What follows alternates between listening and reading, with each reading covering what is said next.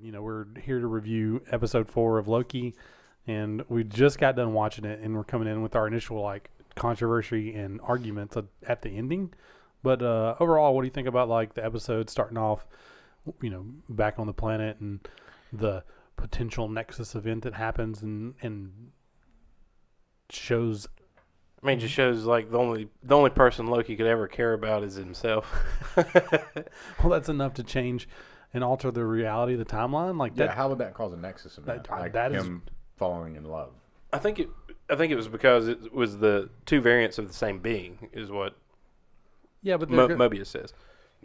No, I get that it's too, but it's got to be something bigger than that, because why don't they just let them die there? Why come get them? I mean, yeah, I don't know why they came and got them.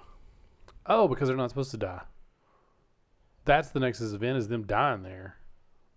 It's not because they're doing anything. It's because they're dying there. Good call, yeah. Duh. Because they're not supposed to die there. Whatever it's supposed to happen with them is supposed to happen with them. So the TVA is supporting them in a way. So they have a purpose. Yeah, there's whoever's in control of the timeline. There's a purpose for one of them.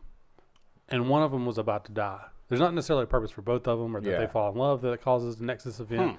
It's got to be that it's just the disguise. It's got to be Shloki then, because it would have been another Nexus event. It's a red herring. Yeah. It was because she touches him, and then the branch goes up. But I mean, the fucking world was ending too. So it was just like the red herring thing. The whole time that scene's going on, I'm thinking she's in his head and she's planted this. Because he wants to be connected to somebody, and he's never really been connected, so it'd have been hard because what we know about her, she doesn't implant memories, but she could tag onto his vulnerability in some way, and then let that be like a image or something. It was just trying to formulate an idea on the fly, because it's so weird that she doesn't use her powers on him. She tried. Oh, he's let weaker minds. Yeah, that's right. But in a vulnerable state, maybe. I don't know. It seems odd, but it's got to be. It's not about them touching or them falling in love. And I thought he was definitely going to kiss her at the end of the episode when he hits her or whatever. And maybe they will tie back into that in some weird way, but that's odd. But one of them is supposed to survive, or all of them are supposed to survive.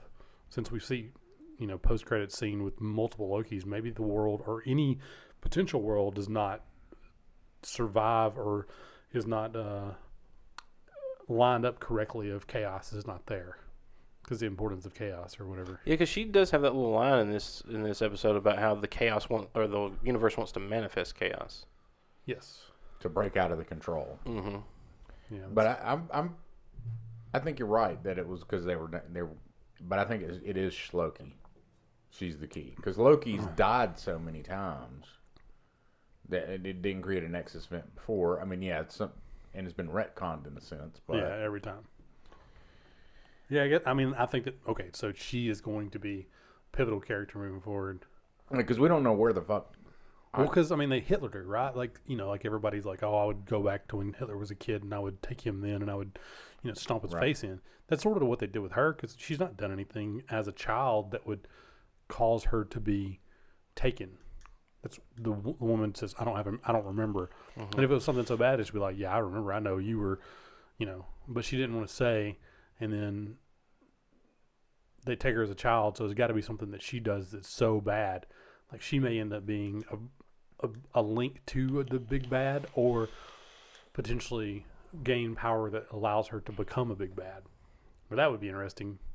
But it would be it'd have to be a slow burn to be interesting. Because if you just introduce her as if you schizophrenied her, where she seems like such a good person, and then I'm the bad guy.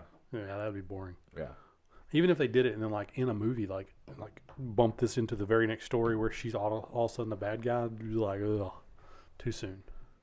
You got to slow burn it, let her be a pivotal character for a little while, and then morph her through some event or through some action into something that's big and bad. Maybe that'd be interesting.